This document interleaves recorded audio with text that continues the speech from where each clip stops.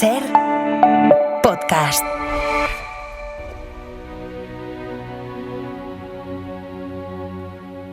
Ser Historia, Cadena Ser, con Nacho Ares.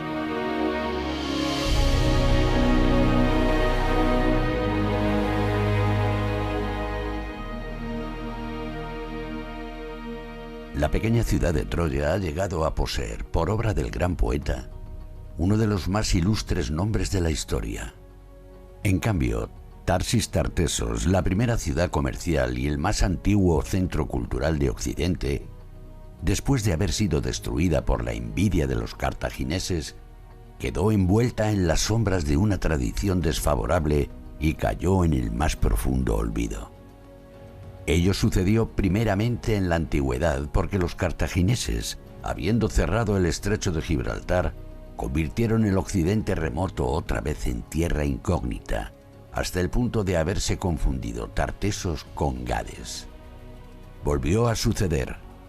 Empero en la época moderna, Tartessos quedó obscurecida por un error de Lutero, quien en su versión de la Biblia tradujo Tarsis por mar, eliminando así un nombre que el libro sagrado hubiera podido popularizar.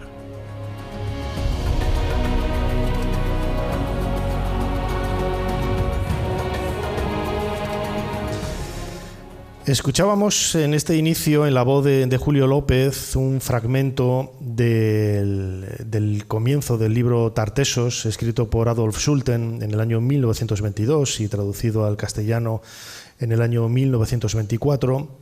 Y yo creo que es el vivo ejemplo de lo que queremos revertir aquí, ¿no? El mundo tartésico en las últimas décadas yo creo que está en boca de todos los aficionados a la historia, a la magia, a los misterios del pasado.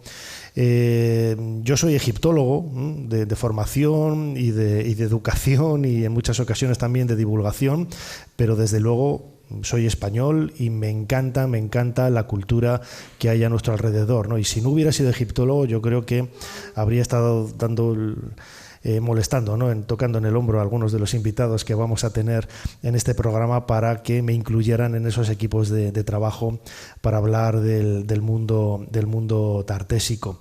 Estamos en Guareña, estamos en Badajoz, estamos junto al yacimiento del Turuñuelo para cumplir 900 programas. Esto fue una idea que yo tuve hace unos meses y que compartí con los compañeros de la cadena SER en Extremadura, a quienes les doy infinitas gracias por habernos conseguido, ¿no? este sueño. 900 programas de Ser Historia. Comenzamos un 11 de octubre del año 2009. Empezamos a hablar también en poco tiempo de culturas vinculadas a la península ibérica y pues 17 temporadas después no hemos tenido ni un solo parón. Todos los fines de semana un programa, todos los fines de semana un podcast, y esa es la razón por la que estemos muy contentos. Y qué mejor lugar que este en Guareña, para Badajoz, para poder celebrar estos 900 programas de Ser Historia junto al yacimiento de las casas del Turuñuelo. Muchísimas gracias a todos los que hay en este salón del todavía inédito y no inaugurado Centro de Interpretación del Mundo Tartésico aquí en Guareña. Muchísimas gracias a los que habéis acercado. Muchísimas gracias de verdad.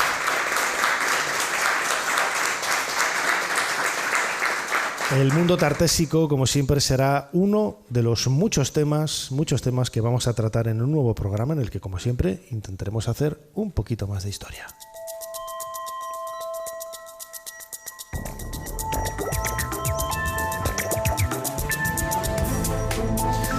Bienvenidos a Ser Historia, lo acabo de decir. Estamos en Badajoz, estamos en Guareña, estamos junto al yacimiento del Turuñuelo, en el corazón donde podríamos decir que comienza la historia de España, celebrando esos 900 programas de Ser Historia. Para mí es un verdadero sueño. es un sueño hecho realidad, gracias a todos los compañeros que han hecho posible este programa, y gracias especialmente, por supuestísimo, a la Consejería de Turismo, Cultura, Juventud y Deporte, que ha podido hacer este sueño realidad, y como lo decía antes, ¿no?, al ayuntamiento de esta localidad, al ayuntamiento de Guareña, por habernos abierto la sala de forma casi improvisada, ¿no?, debido a las lluvias. Hemos tenido que nos hemos obligado, ¿no?, a no poder hacer el programa en el yacimiento, pero desde luego que es un lugar increíble que recomendamos a todos acercarse para en un futuro, como vamos a ver dentro de unos minutos en este programa especial, poder disfrutar de la magia del mundo tartésico. Soy Nacho Ares y les doy de nuevo la bienvenida a Ser Historia. Comenzamos. Sigue a Ser Historia en las redes sociales. Nos tienes en Twitter, Facebook, YouTube, Instagram y TikTok. @SerHistoria. Y también puedes suscribirte a nuestra newsletter mandándonos un correo a serhistoria@cadenaser.com. Jesús Callejo, una semana más. Muy especial, 900 programas. Bienvenido a Ser Historia. Especial esta semana, este programa en concreto, por dos razones. Hay que gritar albricias. Primero, por esos 900 programas. No todos llegan a esos 900 programas. Programa ya longevo y además pues con todas las satisfacciones, ¿no?, que hemos recibido a lo largo de estos años. Y segundo, porque estamos en la tierra de Gárgoles y Avides. Estamos en la tierra de estos reyes míticos, de Argantonio, en fin, esa Tartesos de la que tanto se ha hablado, tanto en los mitos, en las leyendas, por supuesto, en los distintos yacimientos arqueológicos. Y es un poco rescatar del olvido algo que todo el mundo ha intuido, incluso antes de Adolf Sulten, pero que poco a poco va saliendo a la luz. Y además estamos hablando pues, de una de las culturas más antiguas en el mundo occidental, de las que hay pocas referencias. En la Biblia se ha citado antes, evidentemente, esa Tarsis en la que Salomón parece que hacía sus transacciones comerciales para conseguir oro, plata, cobre, hierro y demás materias. Pero también un poco ese ¿Qué ibas a decir oro, plata y mirra? También los Reyes Magos eran de Tarsis, ¿no? Seguro. Pues casi. Aquí era más de metales. Pero sobre todo también por eso, porque ha generado muchísima imaginación y muchísima fantasía sobre quién sería Argantonio y con quién comerciaban realmente los fenicios y los griegos, ¿no? Y tanto su origen como su desaparición siguen teñidos de ese misterio. Entonces, fíjate, es que tenemos todos los ingredientes, ¿no?, para una Indiana Jones, y aquí tenemos varios Indiana Jones que están recuperando del olvido pues esas alhajas y sobre todo esos elementos que nos hacen sospechar, pero ya con evidencias claras, de que estamos hablando de una cultura muy sofisticada y muy poderosa. El mundo tartésico, a veces a la sombra, ¿no?, del mundo ibérico, pues más cercano en el tiempo. Hay que decirlo, ¿no?, el mundo tartésico, vamos a hablar de ello grosso modo, ¿no?, del año 1000 a.C. al año 500, 600 a.C., justo antes de la aparición del mundo ibérico como tal. Y en esa primera mitad del primer milenio antes de Cristo, pues hubo un montón de emplazamientos con este común denominador de una cultura absolutamente autóctona, indígena, local, propia, con elementos inspirados, ¿no?, en el Mediterráneo oriental, en mi queridísimo Egipto, en el mundo griego también, y que dio un resultado, como decías, Jesús, pues una unión de culturas con elementos únicos, ¿no? Con elementos únicos y además con elementos que influyeron luego, ¿no?, en otro tipo de culturas, civilizaciones, evidentemente con los fenicios. Los cartagineses al final, según Sulten, pues son los que se encargan de dar como el toque final, ¿no?, a Tarteso.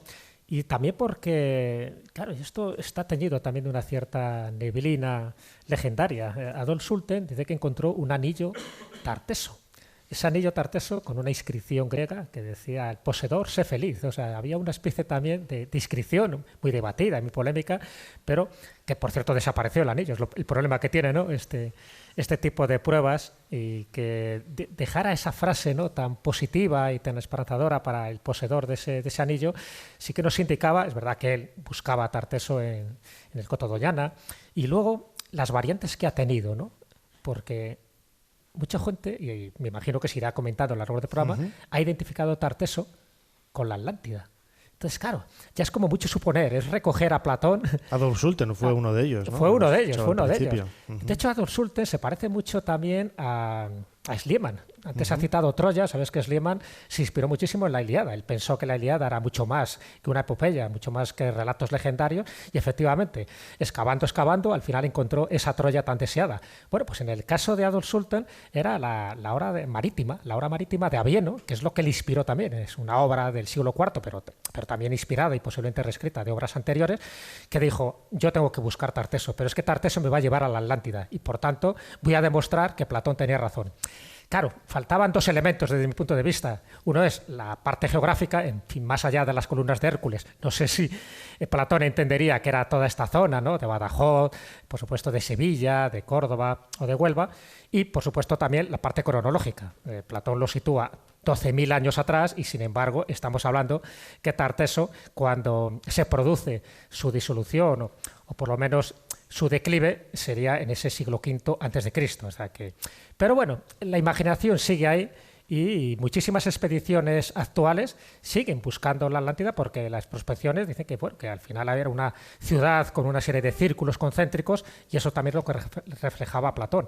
De ahí que sea la Atlántida, yo creo, para nada, en absoluto, pero no deja de ser una Atlántida más, entendido la Atlántida como una civilización que ha desaparecido en las neblinas del espacio-tiempo, pero que ha dejado una serie de rastros suficientes como para especular, para fantasear y para pensar que estamos en la península ibérica en uno de los lugares, o por lo menos Tarteso, uno de los lugares donde floreció antes de que el Coto Doñana se convirtiera en lo que es actualmente. Muy bien, Jesús Callejo, crononauta. Tenemos el teclado de nuestra máquina del tiempo preparado como siempre. ¿Cuál es la fecha que nos propones en esta ocasión? La fecha es el 29 de febrero de 1920.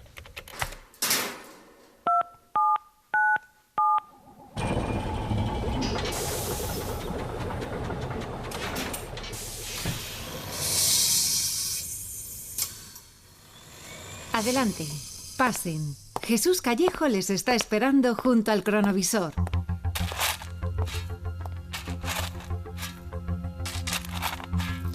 Jesús, ¿dónde estamos? Allá hay dos personas, pico y pala, Sí, que están, y hay algo brilla en el suelo que están sacando. Bueno, pues estamos en el paraje elegido, en Aliseda, en Cáceres. Y fíjate qué día también concreto, el 29 de febrero. Evidentemente estamos hablando de un año bisiesto, ¿no? Lo cual llama bastante la atención y para los supersticiosos pensaban que iba a ocurrir algo y efectivamente lo que está ocurriendo es el hallazgo de algo que todavía no sospechan la importancia que tiene y es una serie de elementos que brillan. Hay oro, hay plata y estamos pues entre tres personas, ahí vemos, hay dos hermanos, en principio los hermanos Rodríguez Santano, que son tejeros porque en el fondo lo que el principio, la excavación que se está produciendo de una forma casual es porque estaban buscando, en fin, tierra y arcilla para el horno y hacer luego sus tejas y sus ladrillos, ¿no? Y están encontrando esto. También tenemos al sobrino, a Genaro Vinagre, y entre los tres empiezan a darse cuenta de que hay cosas ahí que no deberían estar, y es este ajuar, ¿no? Va apareciendo piezas, con el tiempo sabremos que ni más ni menos estamos hablando de 354 piezas, o sea, un tesoro bastante considerable, pero claro, a partir de ahí y a partir de este momento en el que estamos en el cronovisor es donde empieza el tinglado. ¿Por qué? Porque si tú no reconoces claramente cuáles son esas piezas y además el mundo de la arqueología en ese momento, pues en fin, estaba un poco en mantillas, pues oye, qué buena ocasión para venderlas, o malvenderlas más bien, en una joyería de Cáceres e intentar conseguir dinero rápido. Pero claro, los rumores y en fin, la gente empezó a comentar que se estaba encontrando un tesoro y eso hizo que las autoridades, tanto civiles como judiciales, empezaran a tomar cartas en el asunto y se fuera persiguiendo poco a poco estas piezas, algunas vendidas, otras expoliadas, evidentemente, y otras fundidas, que es lo peor. Hemos invitado a esta máquina del tiempo, yo creo que no de las personas, sino la que más que conoce el mundo tartésico, el mundo de este periodo. Él es Sebastián Celestino, director del Instituto de Arqueología de Mérida, de Mérida, no de América, de Mérida en Extremadura, en España, ¿eh? Y buen amigo desde hace un montón de años, director del yacimiento del Turuñuelo. Sebastián, bienvenido una vez más a Ser Historia. Hola, muy bien, muchas gracias. El tesoro de Aliseda, un tesoro fantástico, pero al final se demostró que no era tartésico, pero era uno de esos elementos de influencia que sí que marcó un poco la identidad del mundo tartésico que aparecería, ¿no?, en aquel momento. Sí, es un tesoro muy especial porque todos los elementos que tiene son puramente fenicios, son puramente orientales. Entonces hubo muchísimos trabajos sobre este tesoro, ¿no?, porque levantó muchísima polémica el hecho de que apareciera en Cáceres, ¿no?, tan al interior, cuando los límites en aquel momento, estamos hablando de 1920, los límites de Tartesos se ceñían a la costa, y fundamentalmente Cádiz, Huelva y Sevilla, que entonces en esa época todavía tenía costa, ¿no? ¿Qué pasaba, no? Porque aparece el tesoro del Carambolo después y se ve que es un tesoro 58, mixto. claro, Exactamente, sí. en el 58 se ve que es un tesoro mixto, ¿no?, entre indígena y oriental. Sin embargo, el de Aliseda es un tesoro puramente oriental, ¿no? Y había una teoría que defendieron varios investigadores, y es que son tesoros que son la dote que se da a las mujeres o las hijas, ¿no?, de los fenicios que quieren comerciar con los indígenas que viven en el interior. Es decir, una forma de comerciar, de que te abran el mercado hacia el interior, es casar a esas mujeres con los jefes indígenas. Claro. ¿Por qué? Porque los fenicios vienen a por algo muy importante. Todo el mundo habla del oro, de la plata y demás, pero vienen a una cosa mucho más importante todavía, que es el estaño. Claro. El estaño que viene del norte de la península ibérica, ¿no? Y está la gente que hace un poco de intermediaria entre los fenicios que están en el sur y esa gente que tiene la posibilidad de abastecerte de estaño. Cuando apareció este tesoro de Aliseda, evidentemente mucha gente pensó de por fin, ¿no?, Adolf Sulten tiene razón. Bueno, Adolf Sulten en esos años todavía estaba buscando. Recordemos que Adolf Sulten ya había excavado en Numancia, en Soria, y luego dijo, bueno, Numancia ya parece que ha perdido interés y viene aquí. Y en esos años es cuando se encuentra el de Aliseda. Queda ahí un poco la especulación si sería tartésico o no, hasta que se demuestra efectivamente que es fenicio, pero cuando se descubre el de Carambolo, más curiosamente se descubre 2 años antes de que muera Adolf Sulten, con lo cual él no llegó a apreciar el valor que tenía Carambolo. Pero como tú bien dices, hay una parte, ¿no?, atlántica, hay una parte tartésica, y alguien dijo, algún arqueólogo en la época, que por fin se había encontrado el tesoro de Argantonio. ¿Qué credibilidad tiene ese rey mítico y qué importancia tuvo el supuesto de que existiera Argantonio en esta cultura tartésica? Bueno, yo creo que Argantonio no es un rey mítico, creo que es un rey legendario. Pero que existió. Que existió o asistió a algo parecido, ¿no? Un personaje que seguramente vinculaba todo el territorio, ¿no?, de Tartesos. Claro, el problema viene cuando se cree que Tartesos es una ciudad. Tartesos no es una ciudad en sí, no es un punto concreto en el mapa geográfico, ¿no? Tartesos es un territorio que se va moviendo. Hay que tener en cuenta que dura 500 años. En esos 500 años hay movimientos hacia el Guadalquivir, hacia arriba, hacia el Guadiana, hacia Portugal. Es decir, se va cambiando como todos los... No existe ningún reino que conozcamos que se haya quedado paralizado durante 500 años. Claro. ¿No? Entonces, el Guadiana, por ejemplo, a partir del siglo VII entra a formar parte de Tartesos, ¿no? Y se empieza a desarrollar. Y cuando hay una crisis grande, una gran crisis, ¿no?, antes lo comentabais, ¿no?, con los cartagineses, justamente el Guadiana se aprovecha de esa crisis para tener un revulsivo, ¿no? Gira su comercio, en vez de hacia el sur, hacia el levante, y es el desarrollo de todo el Guadiana. El hecho de que se llame Tarteso se debe porque antiguamente el Guadalquivir, antes de que se llamara Betis por los romanos, se llamaba el río Tarteso. Sí, seguramente es una de las teorías que más visos tiene de esa realidad. Fíjate, estamos en un momento, lo decíamos al principio, ¿no?, la primera mitad del primer milenio antes de nuestra era, antes de Cristo, y donde se van pues creando, ¿no?, se van generando estas culturas, entre ellas el mundo tartésico, tomando elementos de lugares absolutamente lejanos, que para nosotros ir a Turquía, ir a Siria, ir al Líbano, Israel, Egipto, ¿vale? Sí, son 5 horas de avión, ¿no? Pero en aquella época eran distancias enormes, ¿no?, cuando se hacían a través del Mediterráneo, y vemos un poco la fluidez de ese comercio que había, ¿no?, entre el extremo del Mediterráneo oriental y la península ibérica, y esos elementos de prestigio que al final van marcando un poco también los estratos sociales de los grupos que se van haciendo con esas piezas, ¿no? Sí, es la competencia entre ellos, ¿no? Es decir, quién consigue algo exclusivo que le pueda diferenciar de su vecino, ¿no? Esa competencia que es, por ejemplo, todos los túmulos que conocemos en el Guadiana, ¿no?, que se han hecho tan famosos, ¿no?, que empezó con Canchorroano, La Mata, ahora Casas del Turuñuelo y otros más que conocemos, ¿no? Son una serie de túmulos, cada uno con unas características especiales, arquitectónicamente son homogéneos, Pero es justamente la competencia entre ellos mismos a ver quién tiene más poder, ¿no? Más prestigio. Y de hecho hay algunos, por ejemplo el Turuñuelo, pues hace una escalera con un mortero de cal que no lo tienen los demás. Es decir, yo tengo la exclusividad de esto, ¿no? El vecino seguramente que la ha visto pero no sabe cómo se hace, ¿no? Y estos no le pasan la fórmula. Es decir, es a ver quién consigue ese prestigio. Yo creo que eso pasa hasta en la Edad Media, ¿no? La gente en los castillos podían conseguir, ¿no?, algún tipo de prebenda de otros lugares que no tenían los otros castillos que estaban al lado, ¿no? Bueno, siguiendo con Turuñuelo, porque Turuñuelo ha sido como un revulsivo, ¿no?, a nivel arqueológico para volver otra vez a resaltar, ¿no?, la grandiosidad de Tarteso. Lo que se han descubierto cosas muy, muy curiosas que no se han. Me gusta la corrección que ha hecho, porque Jesús siempre, como yo suelo decir en Petit Comité Tartesos, ¿no? Sí.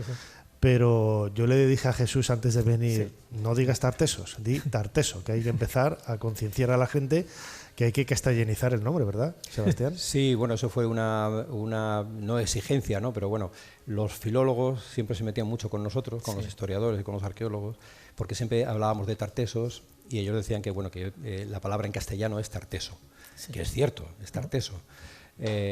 Pero bueno, ya se nos escapa muchas veces. Es decir, que aunque yo cuando escribimos siempre ponemos Tarteso, pero es verdad que cuando hablamos la S se te ha escapado antes una vez, yo me he dado cuenta. Sí, se te ha escapado. Sí, no, perdona, como ves, soy el alumno aplicado y cuando digo Tarteso digo, efectivamente, ¿no? Hay que ser coherente un poco pues con el mundo académico, que si se han puesto de acuerdo en decirlo, nosotros también, en ese sentido. Bueno, te comentaba que una de las cosas que has hecho tanto tú como Rodríguez, que sois los CEOs, ¿no?, de este yacimiento arqueológico, es que se ha encontrado varias cosas sorprendentes. Una de ellas son esas 5 caras femeninas, ¿no?, 2 de ellas bastante intactas, y luego eso que sería una hecatombe, ¿no? La hecatombe técnicamente del mundo griego sería, en fin, cuando tú inmolas a 100 bueyes, ni más ni menos, pero en este caso se han encontrado 52 animales, la mayoría caballos, inmolados ahí. Lo que quiere decir que hubo una especie de ritual religioso, me imagino que espiritual. ¿Se sabe algo más un poco de esos rituales o de esa concepción místico-religiosa que tenían en Tarteso? Bueno, sabemos que llegó un momento, que todavía estamos investigando en qué consistió ese momento, en el que todos estos edificios se clausuran a la vez. Y se clausuran de una forma traumática. Es decir, no hay que olvidar que, por ejemplo, en Cancho Romano se sacrificaron también 12 caballos y se les cortaron la cabeza. Y la cabeza se puso en un lado del foso y el resto de los cuerpos en otro. O sea, hay un ritual distinto al del Turuñuelo, pero en el fondo no deja de ser un ritual de clausura similar: incendio, destrucción, sacrificio y sellado final. Es decir, sellado como para que las generaciones venideras no tocaran el lugar, no fuera violado, ¿no? Y así ha llegado hasta nosotros 2500 años después. Como una cápsula del tiempo al final, sí, ¿no? Y gracias a eso. Pero se sabe que se hace de una forma deliberada, es decir, ellos eran conscientes de que eso quedaba ya preservado, me imagino, ¿no?, para sus dioses, y que no fuera tocado, que no fuera violado. Sí, yo me imagino que sí. Yo creo que otra cosa es lo que luego sucede a lo largo del tiempo. Y me imagino que los egipcios hicieron lo mismo, ¿no?, cuando hacían sus tumbas. Claro. Pensaban que nunca iban a ser violadas y sin embargo fueron todas ultrajadas, ¿no? Sí, yo creo que en ellos posiblemente la idea que tenían era de que pasara a la eternidad. Claro. Uno de los problemas con que cuenta la cultura tartésica son las fuentes, ¿no? Claro, del mundo ibérico nosotros tenemos por lo menos el testimonio de Estrabón, de algunos autores contemporáneos romanos que les llamó la atención a esa cultura indígena, local, y bueno, pues describieron algunos detalles, ¿no?, algunos aspectos de su cultura, pero del mundo tartésico parece que está ahí un poco en el limbo, y esa es la razón, ¿no?, por la que Schulten también vio como algo factible, ¿no?, poder relacionarlo con el mito de la Atlántida, de Platón y de otras ensoñaciones que, bueno, que todo cabe en el momento de que no hay fuentes, ¿no? Bueno, hay pocas fuentes, ciertamente, ¿no? Pero nosotros tenemos una fuente de la que tiramos mucho, que es la de Heródoto. Heródoto en su libro en uno de sus libros, ¿no?, hace varias menciones a Tarteso. Y una de ellas es muy curioso porque siempre se ha visto como una especie de leyenda, ¿no?, que cuenta Heródoto y demás, pero habla de Colayo de Samos, que es un marino que, bueno, por los vientos que hay en el estrecho de Gibraltar, es empujado su navío, ¿no? Y recala más allá de las columnas de Hércules, ¿no? Bueno, es curioso porque en 2007 aproximadamente, ¿no? Aparece en Huelva las cerámicas fenicias más antiguas de la península ibérica, de finales del siglo X, ¿no? Que coincidiría con el relato que hace Heródoto. Es decir, que los griegos ya habían llegado antes cuando estaban los fenicios, porque hay una cosa muy importante, o sea, Heródoto no habla de Tarteso, pero no habla de fenicios y de indígenas, sino habla de Tarteso, lo cual quiere decir que ya están imbricados los fenicios con los indígenas. Sí, de hecho Heródoto también habla del rey Argantonio y le atribuye una longevidad de 120 años. Sí, claro, por eso es legendario. Y por eso es legendario. Cicerón luego vuelve a reiterar ese dato y de esos 120 años dice que gobernó unos 80 años.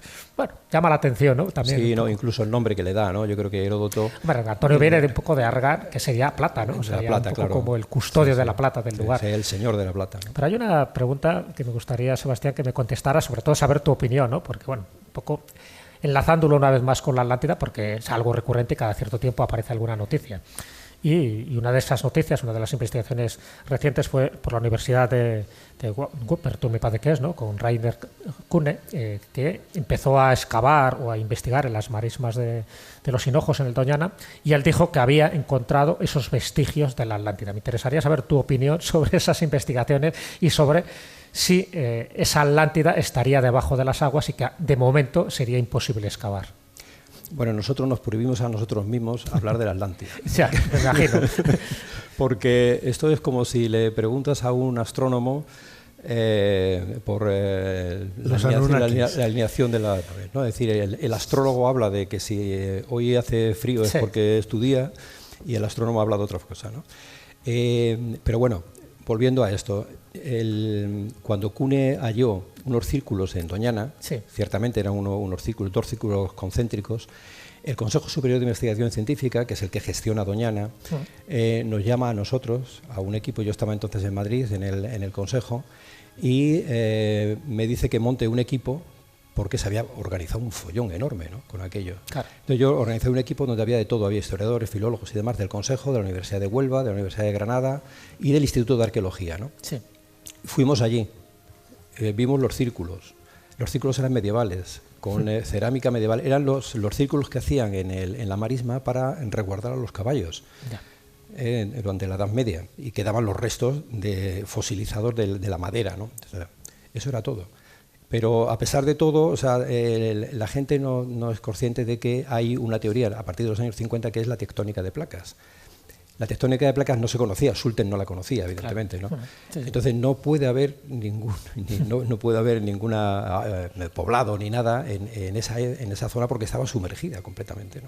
Pero por eso es bueno que lo digas, porque es algo que se va reiterando en las redes sociales. Sí, bueno, pero con eso no se puede luchar. No se puede luchar. Lo que sí que es cierto es que la cultura tartésica, imagino que al igual que sucedió con la cultura ibérica en el siglo XIX, tardó, ¿no?, en reconocerse como tal. Siempre no valoramos lo nuestro y pensamos que es todo fenicio, que es todo griego, que es todo orientalizante, y bueno, esto tiene pues mucha influencia de y poquito de tal, hasta que te das cuenta de que es una cultura absolutamente indígena. ¿Cuándo es ese momento en el que aparece la cultura tartésica como tal, con letras de oro, bueno, habría que decir con letras de plata, para la historia? Bueno, es cierto lo que dices, ¿no? Es decir, que el componente fenicio es muy importante, pero el componente indígena también es importante. Entonces, la unión de esas dos cosas es lo que le da originalidad a la cultura. Por eso Tarteso no se parece en nada ni al mundo ibérico, ni al mundo etrusco, ni al mundo... tiene su propia originalidad, su propia personalidad, ¿no? Y ese momento se produce... bueno, hay un artículo muy famoso, ¿no?, que es de los años 50, que es el de Maluquer de Motes, en el que a raíz del bronce Carriazo lo analiza y ve que lo que hay son un símbolo que es puramente indígena. ¿Quién lo compró en un mercadillo? Lo compró en un mercadillo Carriazo. Carriazo lo compra en un mercadillo en Sevilla, se lo da a Maluquer para que lo estudie, que era el más especialista en Tartesos en ese momento, y Maluquer le devuelve el favor poniéndole bronce Carriazo, ¿no? Claro. Yo tengo una réplica en casa preciosa, yo colecciono estas fricadas y tengo una réplica muy bonita. Se ha convertido en un símbolo de, igual que el despotes, porque eso es el bocado lateral, la cama lateral de un bocado de caballo, ¿no? Y en la cama lateral del bocado de caballo de Canchorroano es otro de los símbolos, ¿no?, de Tartesos, ¿no?, también, por esa, como son tan simétricos y tan... son unos logos magníficos, ¿no? Y Maluquer entonces fue con este artículo el pionero, ¿no? Sí, fue el primero que habló ya de una cultura tartésica, ¿no? Y en qué consistía, que era lo indígena con esa influencia oriental, ¿no? Y ya que hablamos de símbolos, ¿no?, estos que se ha encontrado en Turuñuelo, además de esa hecatombe de 52 animales, por cierto, además no solo caballos, sino un perro, quedó ahí también, y aparte cerdos, vacas. Está también esa placa de arcilla que se ha encontrado, ¿no?, que además le falta algún trozo, y ahí, si no recuerdo mal, pues lo que he leído, apareció un abecedario protohispánico, que no deja de ser un hallazgo interesante porque, bueno, de alguna forma nos remite que tenían un tipo de literatura y de lenguaje también muy sofisticado. Sí, bueno, es una placa de pizarra pizarra negra, que no es de la zona, pues todo el yacimiento tiene suelos de pizarra, además, que son azuladas, ¿no? Esta es negra y mucho más fácil de grabar que los otros tipos de pizarra, que si no se rompen, ¿no? Con lo cual es una importación. Y tiene una información brutal la pizarra. Es como aparte de guerreros, ¿no? Exactamente, es como un palinsecto, se van haciendo cosas, se van borrando y se van haciendo otras, se van borrando. Entonces, aparte de los guerreros, que quizás son muy llamativos, sí es verdad que aparece todo un abecedario. Incompleto, le faltan 3 letras. Y se parece mucho al de Espanca, que es un portugués. Lo que pasa que el de Espanca, que ya se conocía, ese abecedario, no tenía contexto arqueológico, entonces se especulaba, no, esto es del siglo I, del siglo III, del siglo V, ¿no? Claro, cuando aparece el del Turuñuelo ya sabemos que son del siglo V, ¿no? Claro. Antes de Cristo, ¿no? Y bueno, es muy importante ver cómo una grafía que viene del fenicio, cada uno lo va adaptando luego, ¿no? Hay que tener en cuenta, yo siempre lo digo, ¿no? Hay que tener en cuenta que en esa época no hay radio, ni hay televisión, ni hay periódicos, con lo cual una aldea va evolucionando el lenguaje de una forma distinta, ¿no? Y se van diferenciando muchísimo las lenguas entre unos y otros, ¿no? Por eso no se entienden. Nosotros hablamos latín, pero yo no entiendo con un francés, con un rumano, o con un italiano, ¿no? Esa es la distinta. Fantástico escucharos a los dos, ¿no?, hablando de uno de los temas que a mí, insisto, ¿no?, siempre más me ha fascinado. Yo que tengo la oportunidad de hablar con muchos amigos y profesores británicos. A muchos de ellos no conocen la cultura ibérica y la cultura tartésica, ¿no? Digo, ¿cómo que no? Lo primero que hago es llevarles al arqueológico. Ven la Dama de Elche, enseguida la relacionan con la princesa Leia, es algo innato, ¿no? Y luego les llevo a ver el mundo tartésico y alucinan en colores, ¿no? Y allí está el tesoro de Aliseda, en el Museo Por eso, sí, ¿no? Y hay un montón de cosas del mundo tartésico. Bueno, pues Sebastián Celestino, como decía, director del Instituto de Arqueología de Mérida, vinculado al CSIC, director de este yacimiento fantástico del Turuñuelo, y Jesús Callejo, crononauta, a los dos. Muchísimas gracias una vez más por habernos ayudado a hacer un poquito más de historia. Gracias.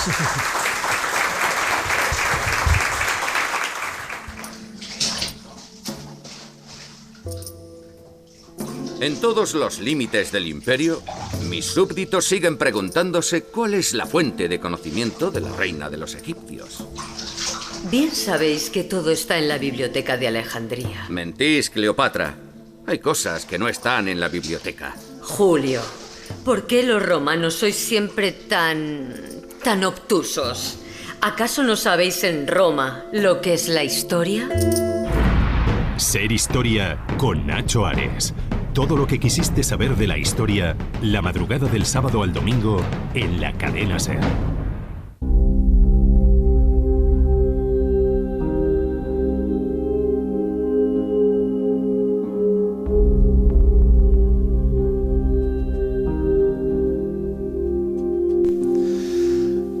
Continuamos en Ser Historia en este programa 900, un programa muy especial que estamos haciendo desde Badajoz, en concreto en la localidad de Guareña, muy cerquita del yacimiento del Turuñuelo, uno de mis lugares favoritos y preferidos vinculados a la historia de España, lo que todavía no era España, pero podemos considerar la historia de España, lo digo para los puristas que nos estén escuchando, que siempre hay tontos a las 3. Y lo queremos hacer como estamos, ¿no?, desarrollando en esta primera parte del programa, hablando de la cultura tartésica, de sus misterios. Vamos a seguir hablando con arqueólogos, y esta parte la quería dedicar para hablar con la consejera de Turismo, Cultura, Juventud y Deporte, Victoria Bazaga. Victoria, bienvenida a Ser Historia. Bienvenido a Extremadura. Muchísimas gracias, y lo queríamos hacer también junto con el alcalde de Guareña, Abel González. Abel, bienvenido a Ser Historia. Bienvenidos a este maravilloso pueblo guareña. Desde luego que sí. Victoria, tú eres consejera de Turismo, Cultura, Juventud y Deportes, y desde luego que todo lo que estamos haciendo aquí es turismo, cultura, es el mundo tartésico, juventud, somos todos unos chavales, y deportes, hemos tenido que venir corriendo aquí porque si no nos mojábamos. Claro que sí, todo, ¿no? Todo lo tenemos. Bromas aparte, Victoria, el yacimiento del Turuñuelo podría considerarse en los últimos años quizás el buque insignia del patrimonio extremeño, dejando de lado el mundo romano, que sí está muy bien, pero es un nuevo frente, no una nueva pantalla, una nueva proyección. Sí, bueno, sin hacer ninguna escala ni posicionarlo ni antes ni después, porque sabéis que estamos en una tierra que debajo de este suelo tiene maravillas, ¿no?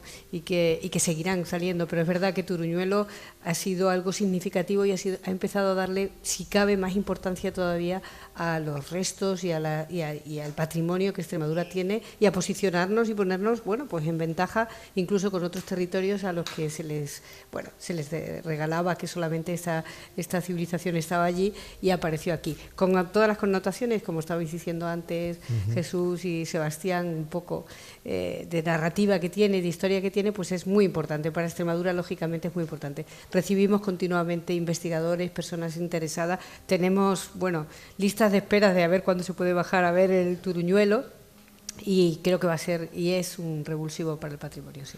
Desde luego. Y Abel, tú como alcalde imagino que lo verás también desde el mismo punto de vista, ¿no? Es un regalo caído del cielo encontrar un yacimiento de este valor, de esta calidad, y con todo lo que ello implica en beneficio para el pueblo, y también la responsabilidad de ayudar en la medida que puedan las fuerzas municipales a poder hacerlo, ¿no? Así es. Se podría decir que hay un Guareña antes y un Guareña después. Si antes Guareña aparecía en cualquier medio de comunicación o aparecía en un periódico, donde aparecía era en el apartado de sucesos. Ahora aparecemos abriendo portadas como muy impactantes, ¿no? Con los descubrimientos que se han llegado a realizar, y llegando a ser portada de uno de los medios con mayor reconocimiento, divulgativo, ¿no?, como es National Geographic, ¿no? Que ver la imagen de tu pueblo en una portada en un medio como National Geographic impacta y te da un posicionamiento regional, nacional e internacional. Prueba del impacto que tenemos es que constantemente se reciben llamadas en el ayuntamiento, en nuestra Casa de la Cultura, para llegar a visitar el Turuñuelo, ¿no?, de todas las partes de España, ¿no? Y le decimos, no, todavía no está abierto, estamos trabajando con las administraciones para ponerlo en disposición lo antes posible, que se pueda visitar, y se está trabajando paralelamente también en este centro de interpretación para que sea un apoyo más a lo que es la economía local, ¿no? Como bien ha comentado la consejera Victoria, esto supone algo muy fuerte en lo que es cultural y patrimonialmente, y viene vinculado al turismo. Y el turismo no viene solo, viene con una señal de identidad. Prueba de ello es que ya hay productos locales como aceite, por ejemplo, sin ir más lejos, que ya llevan la marca del Turuñuelo. Y es una forma de comercializarlo y llegarlo, y la gente lo compra, la gente lo identifica, y cuando viene a Guareña lo compra. Y cuando incluso va a otras comunidades también, porque ahí ya esa comercialización no solamente se ciñe al aquí a lo final local. Se convierte un poco en una marca, ¿no? En una marca de prestigio, ¿no?, que vinculada en este caso a Guareña. Victoria, consejera, precisamente ahora siguen, y seguro que durante muchos años, ¿no?, seguirán los trabajos de científicos de excavación en el yacimiento, pero ya hay un proyecto para cubrirlo, ¿no?, y empezar a condicionarlo no solamente como medio de protección, sino también pensando en un futuro en esas visitas, ¿no? Sin duda alguna. Bueno, además es necesario, hay que taparlo, hay que cubrirlo, y hay un proyecto único que no se había hecho nunca antes nada ni parecido por el tamaño que tiene, que me parece son 17 metros lo que va a ocupar de radio la cúpula que va a cubrirlo, y además es muy sofisticada, es un elemento muy especial que ha tenido mucho respeto también a lo que tiene debajo, y que va a ser, bueno, yo creo que por un lado va a facilitar a los investigadores el trabajo durante más tiempo porque está cubierto, y de la otra manera pues yo lo he visitado, y lo he visitado con casi 50 grados, ¿verdad? ¿Sabes? Y entonces, bueno, pues necesitamos ponerlo en pie. Pero siguiendo con lo que dice el alcalde, lógicamente la finalidad de todo esto es conseguir que el resto de la humanidad disfrute de lo que nosotros hemos sentido aquí cuando por primera vez hemos bajado y hemos visto y nos han empezado a contar y escuchamos en programas como el tuyo, Nacho, pues qué es esto, qué es Tartesos, ¿no? Y qué puede significar. Entonces, a partir de ahí, desde la Junta de Extremadura lo que estamos facilitando, comprando terrenos, tapándolo, trabajándolo, lo hemos llevado al MAN, por ejemplo, hemos llevado los maravillosos rostros que aparecieron, y seguimos trabajando en la sala de protohistoria que hemos creado en el Arqueológico de Badajoz. En fin, vamos uniéndolo a esta apuesta que está haciendo también Guareña, no solamente ya desde el punto de vista mercantil e incluso social, que lo está haciendo fenomenal el ayuntamiento, sino también, bueno, pues ampliando, que al final quien venga aquí a vernos y quien quiera empaparse de esta civilización y conocerla y soñar con ella, como soñáis vosotros cuando habláis con ello, pues tenga también pues una serie de infraestructuras alrededor que se lo faciliten, ¿no? Entonces estamos trabajando, invirtiendo constantemente en ello. Escuchándote ahora, Victoria, seguro muchos de los que nos escuchan y escuchando también las palabras del alcalde, que son más reacios, ¿no? Bueno, es que se va a comercializar, se va a mercantilizar, y la pregunta es, bueno, claro, es parte del patrimonio.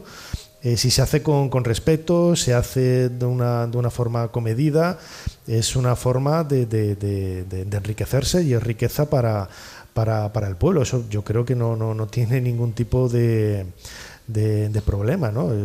A mí a veces me hacen preguntas sobre cosas que yo hago y digo, bueno, pues perdón por trabajar, yo creo, de todas formas, mira, la responsabilidad desde una Consejería de Cultura, y aquí me acompaña la Directora General de Patrimonio, es preservar el patrimonio. Claro. Primero tenemos la obligación como civilización actual de encontrarlo y de entenderlo, y después tenemos la obligación de cuidarlo, y después la obligación de difundirlo. Entonces, dentro de esa línea de trabajo que tenemos que hacer, con total respeto, porque esto de encontrar un yacimiento y ponerlo al servicio de la humanidad es muy antiguo, no es de ahora. Y lógicamente, con el respeto y la obligación, insisto, de la custodia que tenemos como administración. A ver, alcalde, una pregunta que quería hacer, porque claro, está en medio de una zona de cultivo agrícola. También para el ayuntamiento, que es quizás el responsable de eso, ¿cómo se compagina, cómo se mueve uno para contentar un poco a todos? Porque claro, habrá agricultores que digan, sí, me parece estupendo, pero coño, es que yo planto aquí mis patatas o lo que sea, ¿no? Claro. Buena cuestión. Nosotros estamos en Las Vegas del Guadiana. Nuestra principal fuente económica es la agricultura. La mayor parte de nuestra población trabaja en la agricultura o en la agroindustria. Que nos llegue lo que es este yacimiento, un tema cultural y patrimonial de primer nivel, pues nos hace cambiar la mentalidad. Y aquí, acompañando las palabras que transmite la consejera, es que ha habido un trabajo coral, un trabajo y una ilusión coral desde todas las administraciones, desde el Ministerio, la Junta de Extremadura, al cual quiero agradecer todos los trabajos y su apuesta por el Turuñuelo, a la Diputación de Badajoz, al Ayuntamiento y sobre todo al equipo de arqueología, que está haciendo un trabajo más allá de lo que se ciñe únicamente al yacimiento, sino que son los encargados, y lo están haciendo muy bien, de divulgar el conocimiento de la civilización tartesa y de divulgar lo que tenemos. Y esto está llegando a la población, y la población se ha encargado de ser transmisora de todo eso, con lo cual hay una gran sintonía entre el crecimiento o el trabajo agrario, o el sector agro, por decirlo de alguna forma, y el sector cultural y patrimonial. Tanto es así que aquí en este mismo edificio, hace aproximadamente un año, se presentó un proyecto que se llama La Lanzadera, que es una carretera que une Guareña con Santa Amalia, que da salida, que une con lo que será la salida hacia la autovía hacia el Levante, y se presentó con dos objetivos. Uno, se llama Lanzadera porque es la que se encarga de sacar todos los productos agrarios hacia la zona del Levante y hacia la A5, pero también porque pasa por las puertas del Turuñuelo. Es decir, va a ser la forma más directa de llegar todas esas personas que vendrán por la 5, que vendrán por la autovía del Levante, la futura autovía del Levante, será una forma de llegar directamente al yacimiento y de conectar nuestros pueblos, toda la Guareña y todos los pueblos del sur, con el yacimiento del Turuñuelo. Fíjate la sintonía tan grande que hay. Y es un convenio entre la Junta de Extremadura, la Confederación Hidrográfica del Guadiana y la Diputación de Badajoz. Es decir, un trabajo coral que todos estamos comprometidos.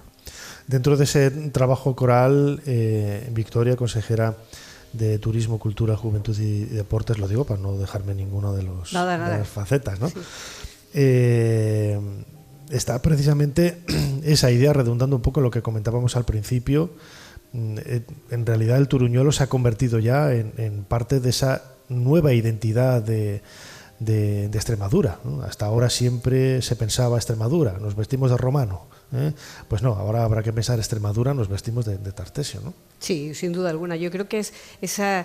Bueno, pues es el regalo que hemos recibido cuando estos investigadores han sido capaces de encontrarlo y apostar por ello, y nosotros, la Junta de Extremadura, las instituciones todas, como estaba diciendo el alcalde, hemos sido capaces también de ver que merecía la pena invertir, estar y ofrecer. Es muy importante, de hecho, esos rostros tan enigmáticos que hemos descubierto forman parte ya un poco de la imagen de lo que nosotros proyectamos fuera cuando hacemos alguna presentación. Vamos a Fitur y los llevamos, vamos al MAN y los enseñamos, viene aquí alguien y sacamos nuestras portadas, en fin, trabajamos mucho con ello porque va a ser una nueva identidad. Y luego además suscita muchísimo curiosidad, porque son infinidad de las publicaciones, la que ha mencionado él, las portadas y las publicaciones, pero hay muchísimas publicaciones y personas ya escribiendo e incluso creando obras de teatro en torno a toda esta civilización. A medida que os escuchábamos antes a vosotros contar un poco la historia y hacerlo en ese lenguaje narrativo atractivo y entretenido, imaginaros lo que puede dar, lo que está dando ya, y te lo dice la consejera de Cultura que recibe estas propuestas, para el cine, para la música, para el teatro, para la pintura, para la literatura, para todo. Qué bonito.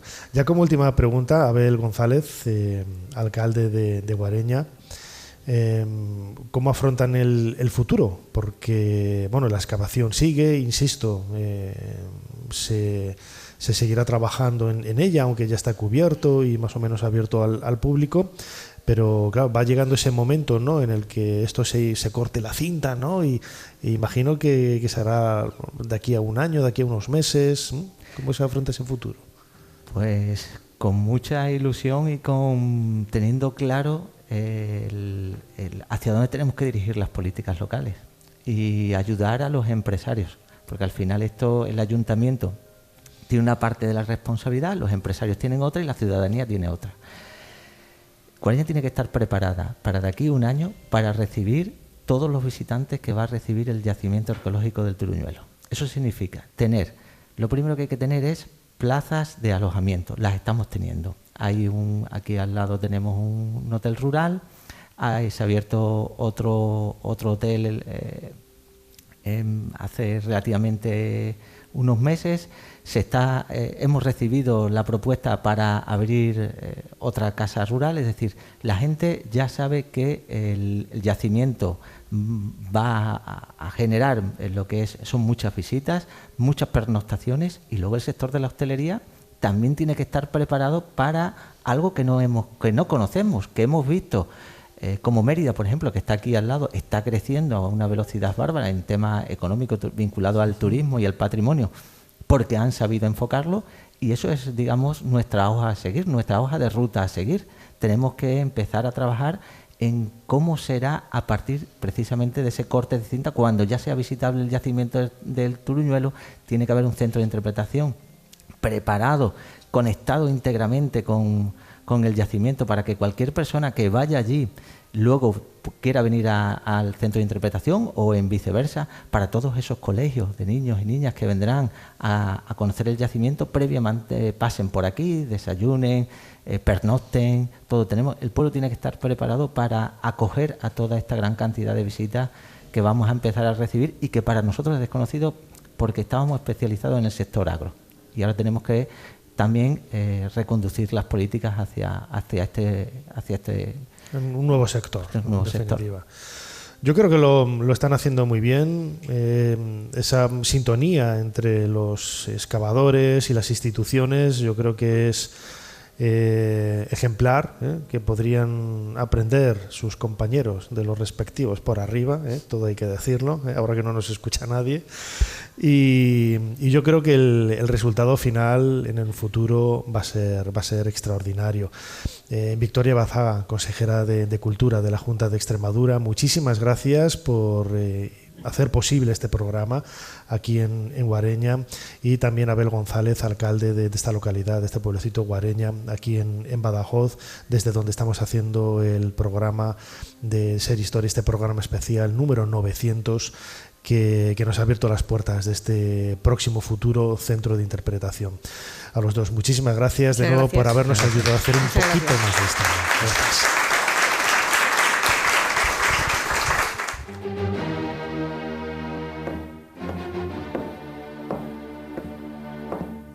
Van Gogh, ¿dónde has puesto mis pinceles? No habrás vuelto a llenarlos con tus chorretones de pintura. ¿Cómo te atreves? Tú, el gran Gauguin, que solamente sabe dibujar monas en bañador. Te dije que no los volvieras a utilizar. Voy a quemar el estudio con todos tus malditos pinceles. Por mí, como si te cortes una oreja. ¡Me largo a la Polinesia! Ser Historia con Nacho Ares. Todo lo que quisiste saber de la historia, la madrugada del sábado al domingo en la cadena SER. Está envuelto en un encanto peculiar. Tarsis la llamaban los fenicios, Tartesos los griegos. Es la más antigua ciudad comercial y el primer centro cultural de Occidente, emporio esférico comparable a aquellos focos antiquísimos de la cultura oriental. Babilonia y Nínive, Menfis y Tebas, Nosos y Faistos. En el milenio segundo antes de Jesucristo, cuando el resto de las tierras occidentales eran aún habitado por pueblos bárbaros, cuyas hordas salvajes se empujaban continuamente unas a otras, florecía ya a orillas del Guadalquivir, del río Tartesos, un estado rico y bien organizado, y mientras la oscuridad más profunda le cierne sobre aquellas fluctuaciones nomádicas, Tarsis, en cambio, recibe de Oriente la clara luz de una antiquísima tradición histórica. Continuamos en Ser Historia, en este programa especial. Hoy sí que es un programa especial, 900 programas de Ser Historia, que estamos haciendo desde Guareña, en Badajoz, muy cerquita del yacimiento del Turuñuelo. Hemos estado hablando todo este programa, lo que llevamos ya estos 50 minutos, 52 ya de programa, hablando de la cultura tartésica, y vamos a adentrarnos de lleno en el yacimiento y en los secretos y en los tesoros que han ido apareciendo a lo largo de los años. Y lo vamos a hacer con una buena amiga también de este programa, que ya ha estado en varias ocasiones. Ella es arqueóloga, Esther Rodríguez, codirectora de la excavación del Turuñuelo. Esther, bienvenida de nuevo a Ser Historia. Muchas gracias, un placer. ¿Cómo aparece el Turuñuelo? ¿Cuándo es el momento en el que alguien iba a decir una pala, seguro que no era una pala, ¿no? Removió algo, digo, ostras, ¿esto qué es? Pues lo cierto es que Casas del Turuñuelo se conoce desde los años 80. Ya aparece en la primera carta arqueológica que hace Suárez de Venega, pero como ocurre en todas las vegas del Guadiana, en un primer momento se clasificó como un yacimiento romano, porque bueno, pues todas las vegas es una zona... ¡Ay, los romanos! Siempre por ahí. De buena productividad agrícola, y es cierto que bueno, pues diferentes equipos de investigación han intentado en varias ocasiones llevar a cabo trabajos arqueológicos, empezando por la Universidad de Extremadura. Y bueno, pues en torno al año 2013-2014, en el marco de mi tesis doctoral, yo estudié el poblamiento de la primera edad del hierro justo en el Valle Medio del Guadiana, pues comencé a visitar todos estos túmulos que conocemos y bueno, pues acabé en el Turuñuelo, entablé un poco de amistad con los arrendatarios, con los agricultores de la finca, y bueno, finalmente pues nos dieron la oportunidad de intentar determinar si realmente el túmulo era romano o no, porque este tipo de yacimientos, como se cubren de manera intencionada, se crea como esa cápsula. Es cierto que hay muy poco material en superficie que te permita caracterizarlo a nivel, bueno, pues funcional y cronológico. Y ahí fue, bueno, pues de la mano de Sebastián, que en aquel momento tenía un proyecto sobre el poblamiento, cuando decidimos pues hacer un primer sondeo, y ahí ya fue cuando fuimos conscientes en el año 2014 de la envergadura que tenía el lugar. Envergadura y un potencial arqueológico enorme. A simple vista imagino que ese tel, esa formación como una especie de minicolina, de montículo, podíais intuir lo que había allí, pero ¿cuándo fuisteis conscientes del enorme potencial que tenía este lugar?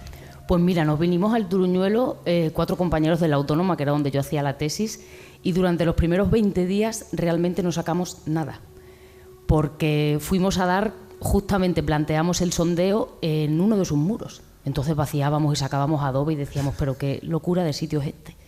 Y al final decidimos ampliar. Un muro gordo sería, ¿no? Claro, es que el muro más estrecho de Casas del Turuñuelo tiene 1,20 m. Claro. Nunca imaginamos que estuviéramos excavando el interior de un muro, pero nosotros, venga, adobe y un agotamiento mental, sobre todo para... Claro, el equipo decía, en este sitio no sale nada, no. Y yo, venga, vamos, hay que motivarse, hay que intentar continuar. Y efectivamente, bueno, decidimos hacer un último intento, una última ampliación, y ya, bueno, de repente empezó a salir material. O sea, pasamos del agobio por no encontrar nada al agobio por gestionar la cantidad de cerámica que salía.